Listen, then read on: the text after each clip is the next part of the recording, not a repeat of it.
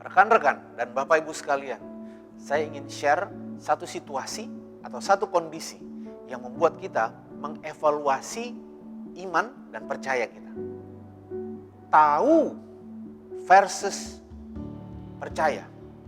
Ini yang menjadi isu di kalangan banyak orang Kristen. Firman Tuhan berkata begini, kecap dan lihatlah betapa baiknya Tuhan itu. Berbahagialah orang yang berlindung padanya. Jadi saudara, saya mau share kepada setiap kita bahwa Tuhan justru melalui firman-Nya berkata supaya setiap kita mengecap dan melihat kebaikan Tuhan. Tokoh-tokoh di Alkitab yang kita kenal, semuanya adalah orang-orang yang mengecap kebaikan Tuhan. Ada yang mengecap kebaikan Tuhan sebagai Jehovah Jireh. Ada yang mengecap kebaikan Tuhan sebagai Jehovah Rapha, Tuhan yang menyembuhkan. Ada yang mengecap kebaikan Tuhan sebagai El Shaddai, Allah yang Maha Kuasa. El Elyon, bahkan Hagar mengecap kebaikan Tuhan sebagai El Roy. Dan kita di perjanjian baru saudara, punya perjanjian yang jauh lebih baik. Kita punya pengetahuan yang jauh lebih baik. Karena Kristus adalah segalanya bagi setiap kita. Bagi Abraham, dia adalah Jehovah Jireh dan El Shaddai. Bagi yang lain dia adalah ini dan itu.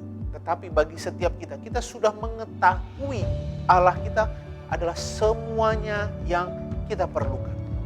Dia menyediakan semua yang kita harapkan. Yang menjadi masalah adalah, apakah saudara tahu atau percaya? Apakah kita cuma tahu saja atau percaya? Ya, saya tahu bahwa Tuhan adalah sumber kesembuhan. Bahwa firman-Nya berkata, oleh bilur-bilurnya saya sudah sembuh. Kita mungkin berpikir bahwa saya sudah sering mendengarkan ini. Saya sudah tahu ayat ini. Tetapi saudara, orang benar tidak hidup karena tahu. Orang benar hidup karena percaya. Percaya atau tahu akan terlihat ketika saudara menghadapi masalah tentu saja. Ketika anak kita sakit, apa yang kita ucapkan? Apakah kita memperkatakan penyakitnya? Atau kita memperkatakan kesembuhan? Ketika kita sakit, apakah kita kemudian mengucapkan penyakitnya dan menjadi khawatir? Kalau saudara hanya sekedar tahu, maka kita akan menghantam banyak firman Tuhan.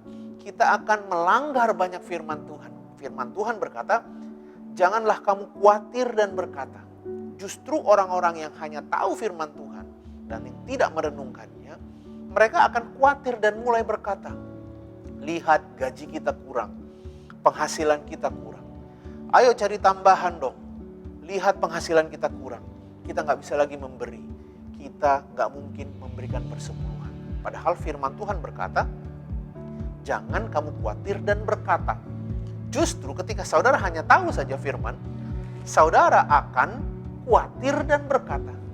Karena justru orang yang tidak khawatir adalah orang yang percaya. Saudara, ketika kita mendengarkan firman Tuhan atau merenungkan firman Tuhan hanya 15 menit satu hari, sementara kita menonton film atau browsing di internet atau buka sosial media, Instagram, TikTok, atau YouTube 4 jam satu hari. Gak heran kepala kita diisi dengan hal-hal yang tidak membangkitkan iman. Jika saudara hanya merenungkan firman Tuhan seadanya, sekedarnya, gak heran itu gak mengubahkan hidup kita. Makanya firman Tuhan berkata, renungkan firman Tuhan itu siang dan malam, jadikan dia kesukaan kita, kata kitab Mazmur ayat 3. Apa yang menjadi kesukaan saudara? Apa yang saudara omongin setiap hari? Apakah hanya sekedar informasi atau berita-berita kekayaan orang? Apakah berita-berita yang tidak penting? Film-film serial yang tidak membangun kita? Ketika saudara nggak punya waktu untuk merenungkan firman Tuhan, saudara, saya mau kasih tahu, bangun lebih cepat atau tidur lebih lambat. Karena firman Tuhanlah satu-satunya yang menjadi pelita bagi kaki kita dan terang bagi jalan kita. Hanya firman Tuhan yang membuat kita tahu jalan yang benar. Karena banyak jalan yang disangka orang lurus, tapi ujungnya berakhir pada maut. Saya encourage saudara, jangan biarkan engkau hanya tahu. Pasti di saat ini kita sudah menyadari bahwa ternyata saya hanya tahu setelah melihat masalah saya kemarin, setelah melihat isu yang kemarin.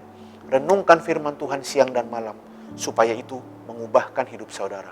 Tuhan Yesus memberkati saudara.